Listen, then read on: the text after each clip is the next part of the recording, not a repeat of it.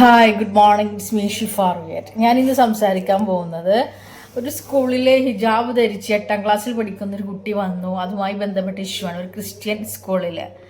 അതിനു മുന്നേ ഞാൻ എൻ്റെ ഒരു അനുഭവം പറയാം. ഞാൻ ബഹ്റൈനിൽ പോയ സമയത്ത് സത്യത്തിൽ അവിടെ പർദ്ദ യൂസ് ചെയ്യണം, സ്ട്രിക്റ്റ് ആണെന്ന് എനിക്കറിയില്ല. കാരണം ഞാൻ ഗൾഫിനെ കുറിച്ചൊരു ഐഡിയ ഇല്ലാതെയാണ് ബഹ്റൈനിക്ക് പോകുന്നത്.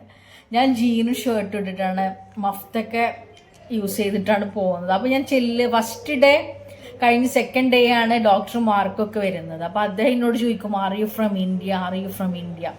എല്ലാവർക്കും സംശയമായിരുന്നു ഞാൻ ഇന്ത്യക്കാരിയാണോ എന്നുള്ള കാര്യം. മിനിസ്ട്രിയിലെ ആളുകളൊക്കെ ഞാൻ വർക്ക് ചെയ്തപ്പോൾ ചോദിച്ചിട്ടുണ്ടായിരുന്നു. അപ്പോൾ അവർ ഫസ്റ്റ് ടൈമാണ് കേരളത്തിൽ നിന്ന് ഇങ്ങനെ ഈ ഒരു സ്റ്റൈലിലുള്ളൊരു വുമന് പോകുന്നത് അവർ കാണുന്നത്. പിന്നെ എൻ്റെ CV നോക്കുമ്പോൾ മീഡിയ, ഏവിയേഷൻ, അതുപോലെ TTC ഓവറോൾ ഉള്ളതുകൊണ്ട് അവർക്കൊരു വെറൈറ്റി ഫീൽ ചെയ്തു. പക്ഷേ ഇവിടെ ഞാൻ പറയുന്നത്, ഞാൻ എന്നിട്ട് പർദ്ദ യൂസ് ചെയ്യുക ചെയ്തത്. എനിക്ക് അറിയില്ലായിരുന്നോ പർദ്ദ യൂസ് ചെയ്യണം എന്നുള്ള കാര്യം. അതൊരു റൂളാണ്. ഒരു എക്സാമ്പിൾ പറയാം. അതുപോലെ നമ്മൾ ക്രിസ്ത്യൻ സ്കൂളിലാണ് ആ കുട്ടി പഠിക്കുന്നത്. അപ്പോൾ അവൾ ഈ കുട്ടിക്ക് അഡ്മിഷൻ എടുക്കുന്ന സമയത്ത് സ്കൂളിൻ്റെ റൂൾസ് ആൻഡ് റെഗുലേഷൻ അവർ കൊടുക്കും. ഏതൊരു സ്കൂൾ മാനേജ്മെൻ്റ് ആണെങ്കിലും അവരുടെ റൂൾസ് ആൻഡ് റെഗുലേഷൻസ് ഉണ്ട്. ഇപ്പോൾ ഏവിയേഷൻ കോളേജിലാണെങ്കിൽ സ്റ്റോക്കിങ്സ്, അതുപോലെ അവരുടെ ഡ്രസ് കോഡ് ഉണ്ട്. അല്ലെങ്കിൽ സ്യൂട്ട്, ബ്ലാസറൊക്കെ ഇട്ടുള്ള ആ ഒരു ഇത് നമ്മൾ ഫോളോ ചെയ്യണം. മനസ്സിലായോ? എനിക്ക് തോന്നിയ കാര്യം ഞാൻ പറയുന്നത് അവർ കൊടുത്തിട്ടുണ്ടാവും മേ ബി. പക്ഷെ അതിന് ആ കുട്ടിക്ക് സ്കാർഫ് യൂസ് ചെയ്യണം എന്നുണ്ടെങ്കിൽ, ഞാനൊരു മുസ്ലിമാണ്, പക്ഷെ ഞാനൊരു മതത്തിനെ വിമർശിച്ചതല്ല, എൻ്റെ ഒരു ഓൺ ഒപ്പീനിയൻ പറയാണ്. അവർക്ക് മാനേജ്മെൻറ്റിനോട് ആദ്യം സംസാരിക്കാമായിരുന്നു. ആ ഒരു കൊടുക്കുന്ന ഇനിയിപ്പോൾ കൊടുത്ത് ഒരു പ്രാവശ്യം ആ കുട്ടി ഇട്ടു, ഓക്കെ ഫൈൻ.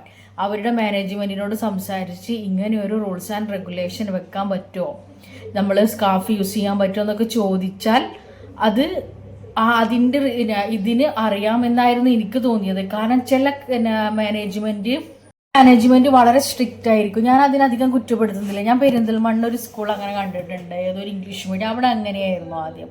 ഇപ്പം മഫ്ത് ഉണ്ടോയെന്ന് അറിയില്ല. ആ സ്കൂളിൽ പോകണമെന്നുണ്ടെങ്കിൽ 2 ഭാഗം റിബൺ കെട്ടണം. അവരെ ക്രിസ്ത്യൻതിലുള്ള സ്കൂളായിരുന്നു. ഇപ്പം എനിക്കറിയില്ല എങ്ങനെയാണ് മാറ്റങ്ങൾ വന്നത്. അപ്പം അങ്ങനത്തെ അതോറിറ്റിയുമായി സംസാരിച്ച ശേഷം മാത്രമേ ടീച്ചേഴ്സിനോ അല്ലെങ്കിൽ അവർക്കോ അതിൻ്റെ ഒരു തീരുമാനങ്ങൾ എടുക്കാൻ സാധിക്കുകയുള്ളൂ. അപ്പോൾ നിങ്ങളുടെ ഭാഗത്ത് നിന്ന് നിങ്ങൾ ചിന്തിച്ചു നോക്കൂ. ഒരു സ്ഥാപനത്തിൽ ഇനിയിപ്പോൾ വേറെ രീതിയിൽ പറയാം, ഒരു ഇസ്ലാമിക സ്കൂളിൽ ഒരു കുട്ടി ജോയിൻ ചെയ്തു. ഫസ്റ്റ് ഡേ അവരുടെ റൂൾസ് ആൻഡ് റെഗുലേഷൻ ഒബേ ചെയ്ത്, സെക്കൻഡ് ഡേ അവർ മഫ്തൊക്കെ റിമൂവ് ചെയ്ത് വന്നാൽ അത് പ്രശ്നമാവില്ല. അപ്പോൾ എന്ത് ചെയ്യും? അതോറിറ്റിയുമായി സംസാരിച്ച് ഓരോ കാസ്റ്റിൽ പെട്ടവർക്ക് അവർ എഗ്രി ചെയ്യുകയാണെങ്കിൽ ആ രീതിയിൽ അവർക്ക് യൂണിഫോം വിയർ ചെയ്യാൻ സാധിക്കും.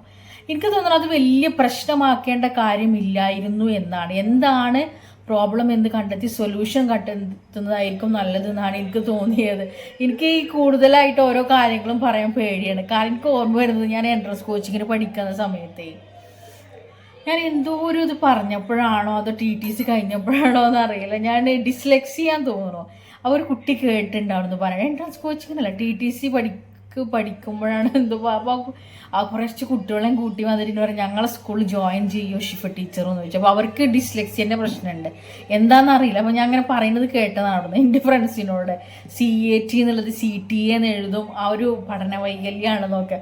കുട്ടികളിൻ്റെ പിന്നാലെ ഇരുന്ന് ഞാൻ TTC എടുക്കാൻ വേണ്ടിയിട്ട്, അവർക്ക് മേക്ക് ഓവർ ആവാൻ വേണ്ടിയിട്ട്. എനിക്കത് ഓർമ്മ വന്നു. അപ്പോൾ നമ്മൾക്ക് മൾട്ടി ടാലൻറ്റഡ് ആകുമ്പോഴും നമ്മളെ പാഷനും പ്രൊഫഷനും ജോബൊക്കെ ഡിഫറെൻ്റ്. എൻ്റെ പാഷൻ ഏവിയേഷനാണ്. ഒരു ഏവിയേഷൻ മേഖലയിൽ ഹൈലൈറ്റ് ചെയ്യുക എന്നുള്ളതായിരുന്നു എൻ്റെ പാഷൻ എന്ന് പറയുന്നത്.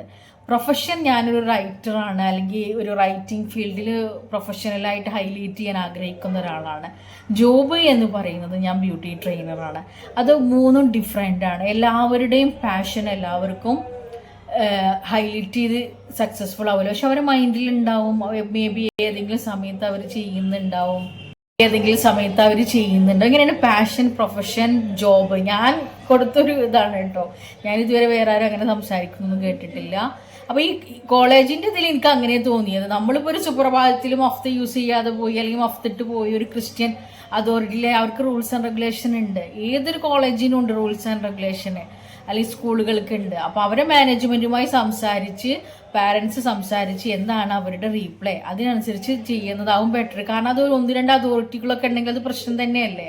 ഞാനതൊരു ഹെൽത്തി ആയിട്ടുള്ളൊരു ആൻസറാണ് പറഞ്ഞത്.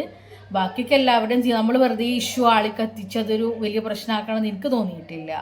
അത്രയും വീഡിയോയിൽ പറയാനുള്ളൂ. അപ്പോൾ ഇനി നെക്സ്റ്റ് വീഡിയോയിൽ കാണാം.